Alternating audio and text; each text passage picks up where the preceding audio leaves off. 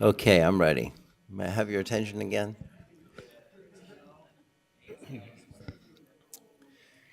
The wiki I'm going to show is not an enterprise wiki at all. It's a wiki for historical research on technology history, and I think it will be interesting. And in any case, it's a lightning talk, and I'll be off the stage. If we think deeply about invention and where startup industries come from, there's a lot of puzzles about the prehistory of them, and there's a lot of ambiguity and detailed research to do. It comes up for many technologies, but it's very clear for the airplane. The airplane is a clear new invention, usually dated from 1903, and then it quickly becomes a startup industry. And there's a substantial prehistory of 50 years before that, where there are clubs of balloonists and people researching the thought of how it could do aerial navigation. That was their word. It becomes the word aeronautics. So there's a long time before this industry when there's a hobbyist, open source technology, scientific research area that's not really engineering. So investigating that kind of uncertainty in open source technology is of interest to me, and I've been studying it for 10 years and building up more and more databases of patents, inventors, firms, clubs, letters between inventors. And so now you'll see why it is useful to make a wiki with a page for each such thing. First, let's look at a quick historical puzzle. European Patent Office hosts a giant database of patents. They don't go all the way back, but here's one. Not of special interest, but a British patent by Charles Bartlett Thomas, whose middle name is spelled Bartlett with an E. In the same year, there was a patent filed, Charles Bartlett with no E, Thomas, filing a patent in France. There are a couple of historical puzzles. This is the simplest and trivialist one. Is it the same person? And is the idea the same idea? Is it one patent filed in two countries, and I'm sure it is, or is it really two different ideas? And these things matter because we see exponential growth in aeronautics and aviation by any measure for 50 years before there's an airplane, and that's our subject of study. But if we're counting, we need to know if it's one or two, partly because we want to know if the institutions that help this technology improve, we want to quantify their effect. How many inventors are they stimulating, or how many patents? Okay, so that's a little puzzle. So now imagine that we have So, after putting this on spreadsheets for years and trying to exchange them with the research assistants also, and synchronizing them at enormous personal cost, Yaron helped me set up this site where it's uploaded on a wiki, it has cargo underneath, and the things can link to one another. And the links will be interesting, and you'll see why they're useful. So here's one of those patents. I don't try to describe everything about it, but there's a table with information about the patent, including categories that it was assigned later, technology categories. And the inventor, a little description, and a link to the original. And that could be very much elaborated, but it's a layer of annotation on top of the original historical source, and you see why we need it, because the original historical source is itself ambiguous. If we now go to the page, it communicates that he has a couple. Yeah, I pre-opened it. Okay, here it is. Okay, so I'm assuming it's one person for now. There is not time to resolve every historical question. We jam them onto the wiki and they can be resolved over time. But an automatic report generates these two patents in a table of patents of Mr. Thomas in a little report, you know, and it can be just one line. That is, it can be pasted again and again by template to include such a report. Here's a more substantial patent, more important historically.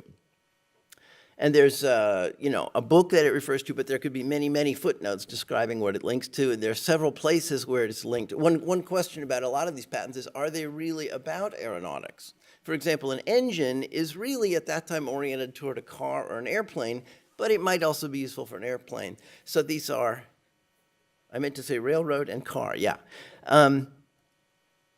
So there's a lot of intrinsic ambiguity, therefore we need technological categories and so forth. All right, so here's a British patent of 1897. The inventor is a very important person, And we will have pages on every inventor, but he is particularly important. He has several patents, and he also did another interesting thing. This is another automatic report. He is the one who was most in touch with the others. He wrote books surveying. He corresponded with anybody trying to make a flying machine.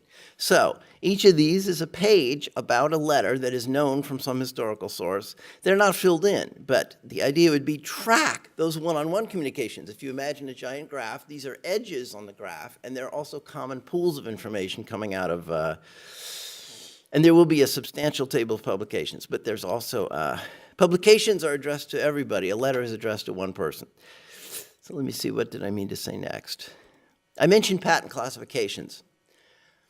This is a much later assigned one, but specialists have assigned it to some of those patents, but only the ones after about 1910. So there's the historical problem of assigning some kind of category system to the early ones, because before there was an airplane, they don't have a category for aerial navigation aeronautics.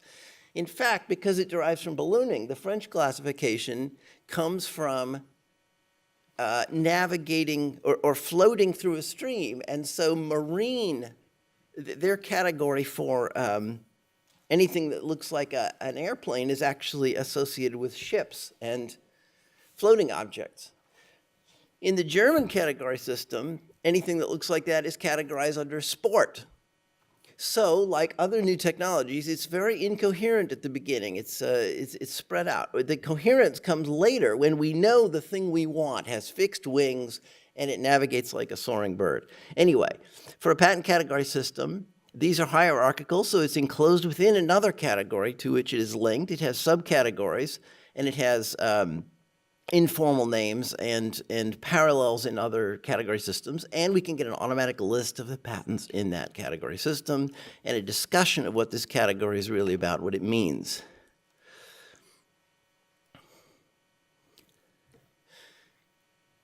Before there is an airplane, the people who are gathering that information together have journals, they have conferences, and so forth. And this is one important conference, but there are dozens and dozens, and there doesn't seem to have been a count of them. Okay, so this is a process through which we can get a count, and we can describe it.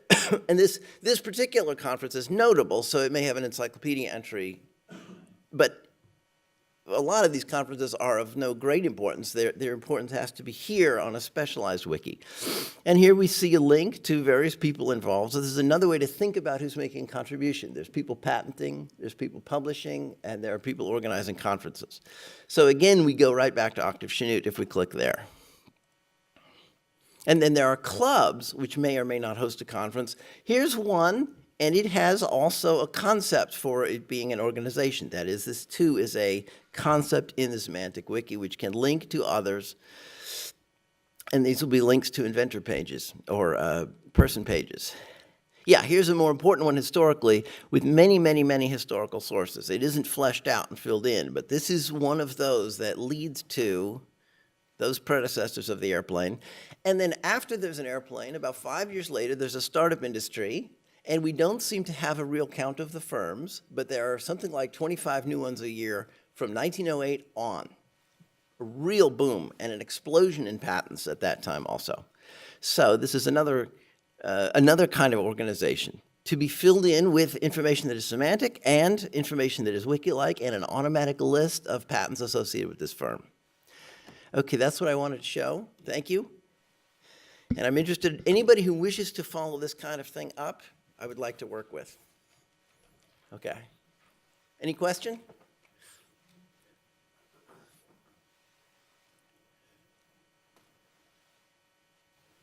Okay, I'll leave that up. Who's next? It was information that you imported from, like, for example, the body of this page, you typed it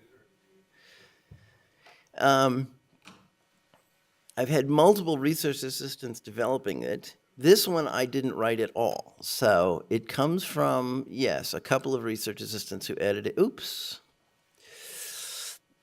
But a lot of it was developed on spreadsheets before, and there is some, yeah, a couple of people have edited it. But yes, it was imported from an earlier version. But this is the place to keep expanding it and enriching it. Yes?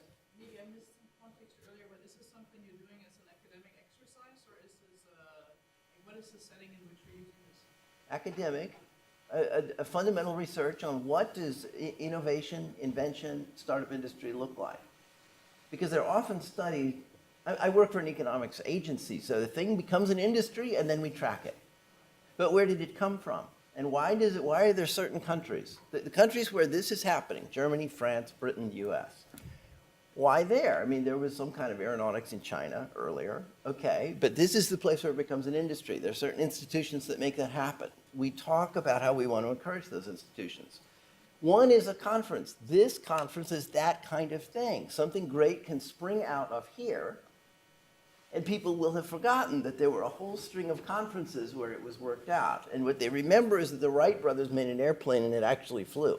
And there are people, I talk to people about this all the time, and there are fanatics of all kinds about this. It's wonderful. But one thing that means is the memory of the Wright brothers is so extreme that you don't realize that their first example was copied from Octave Chanute. He is very important, but he is forgotten. And so we have to uncover that history if we want to be good at making new industries in the future.